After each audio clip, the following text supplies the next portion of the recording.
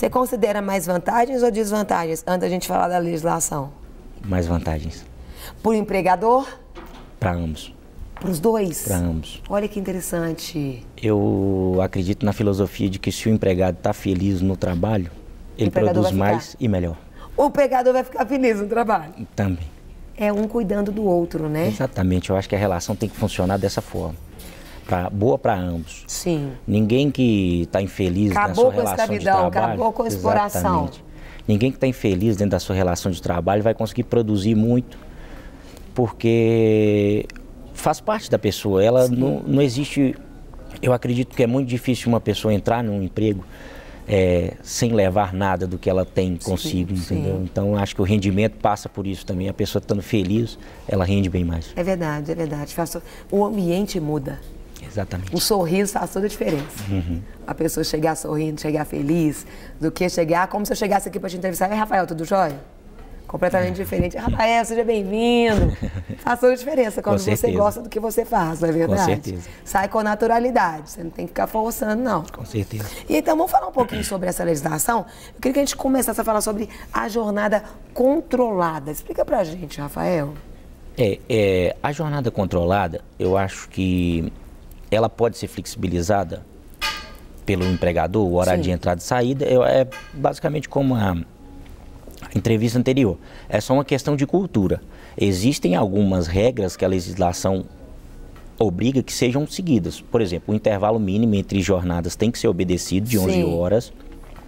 O intervalo para alimentação... Intra e interjornada. E interjornada tem que ser obedecido, mas essa flexibilização, desde que ela obedeça pequenos períodos de flexibilização, até na legislação atual ela é permitida. Por exemplo, um exemplo seria...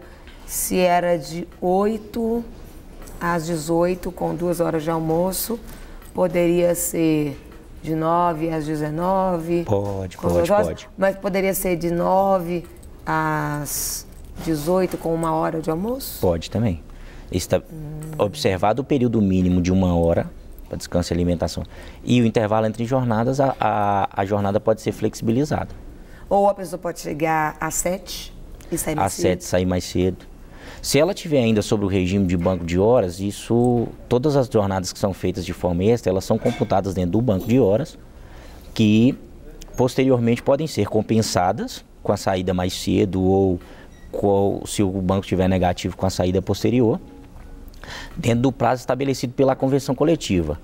A reforma trabalhista, ela fez uma pequena alteração nisso, que foi permitir que o banco de horas fosse instituído por negociação entre as partes, empregado e empregador. Porque antes era o empregador que estabelecia. Não, antes era obrigatório que a Tinha um determinado tempo. Tinha um determinado tempo, mas era obrigatório que fosse feito mediante intervenção do sindicato, por convenção coletiva ou acordo coletivo de trabalho. Hoje as partes podem convencionar um banco de horas, obedecendo no prazo máximo para compensação de 6 meses. Hoje não, né? Com a entrada em vigor da reforma, que vai ser só em novembro, dia 11 de novembro. Isso vai facilitar bem. Vai facilitar bastante. Vai permitir que as partes consigam adequar melhor a relação entre elas, individual. Ao invés de brigar.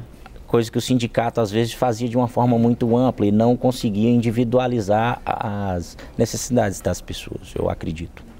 Essa questão do banco de horas, você observa, porque com o tipo de flexibilização, a gente até comentou um dos pontos positivos, que seria diminuir hora extra. Então, às vezes, eles preferem o banco de horas do que pagar a hora extra. Exatamente. E isso você observa que é algo que agrada mais o trabalhador? Como que você observa no dia a dia, Rafael? No dia a dia, eu acredito que o banco de horas é bom para ambas as partes. Justamente aliado à necessidade de cada um. O banco de horas, ele serve justamente para coibir alguns... coibir não, né? Para ajudar em algumas necessidades que o empregado tem, às vezes, de ou sair mais cedo ou chegar mais tarde, e às vezes a empresa tem uma demanda de um serviço que surgiu de última hora, que ela precisa de contar com ele, de contar com aquele empregado, não estava contando com aquela demanda, ela conta com aquele empregado por um tempo maior e ao mesmo tempo lhe dá um benefício de um dia de folga ou alguma coisa assim, que eu acredito que para o empregado também é bom, porque permite uma convivência maior com a família. Hoje em dia a gente tem visto que as maiores reclamações dos empregados são ao pouco tempo de convivência em casa. Para receber todas as novidades do canal, inscreva-se e, se curtir o vídeo, clique em gostei. Aproveite para acompanhar a Rede Super nas redes sociais.